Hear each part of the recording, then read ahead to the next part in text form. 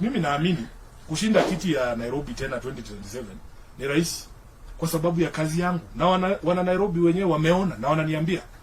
Lakini shida ya nchi hii haiko ndani ya Senate. Shida ya nchi haiko ndani ya Senate. Nawaambia, niko tayari kupoteza kiti cha Senate iwapo tutakomboa hii nchi. Na nimesema mara nyingi. Unaona? So wewe unalia ni kama nitakuja kwako kukula chakula kwa sababu nimepoteza kiti ya Senate. Sitakuja kwa hawa watu wanaongea ati Sifuna sasa hana pesa ati nitakuja nikule kwako. But msukumo ambao niko nao na ile feedback ambayo tunapata kutoka kwa Wakenya, wanasema Kenyans need to be rescued, my brother.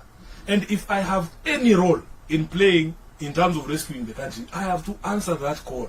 It doesn't matter what the risk is. Nataka hawa watu waelewe. Niko tayari kuchukua risk yoyote ili kuhakikisha kwamba we don't let our people down.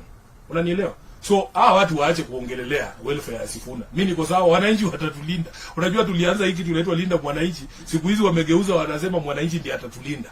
Hata hivi vitu mnasikia sijui usalama, sijui nini, magari, watu wanatulinda bwana kwa sababu na sisi pia tumejitolea kuwalinda. Unaona?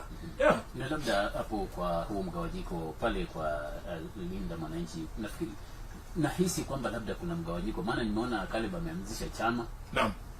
Sasa sijui mnafanya kazi vipi pale?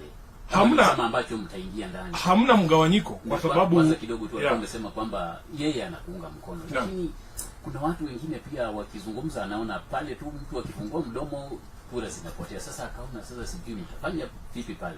Nimekuelezea kwa mfano, unajua party ya ile debate iko ndani na sisi nimekuambia sisi ni wanademokrasia. Wote ndani ya linda mwananchi wana uhuru wa kuzungumza. Kwa sababu ukiwa na kikosi kikubwa kama hicho, huwezi kutarajia kwamba kila mtu anaona kila issue from the same perspective. Unajua ukiwasikiza wote ndani ya linda mwananchi wanasema the same thing. It is just the approach ndio tofauti. Kwa mfano, sisi wote ndani ya linda mwananchi tunaamini kwamba tunaweza kwenda peke yetu katika uchaguzi wa 2027 na tushinde. Inawezekana. Na pia tunajua hawa ndugu zetu wa United Opposition wanaweza kwenda peke yao na washinde. Lakini tukienda pamoja tunashinda mapema sana kwa sababu kila mtu anajua. Hawa ndugu zetu wa United Opposition wana ushawishi wao. Unaona? Wako na constituencies zao. Sasa ukikuta mtu kwa mfano bana bevo bana romanga bali munenyanga kurerende beino. Nataka nikienda Bungoma, nikienda Trans Nzoia, waniambie kama kuna mtu ama eneo lolote katika taifa hili ambao kura zao hawataki. Wanieleze. Watu wa Kakamega mukisema kura ya Tarbo ya nini ya inaitwaje Bome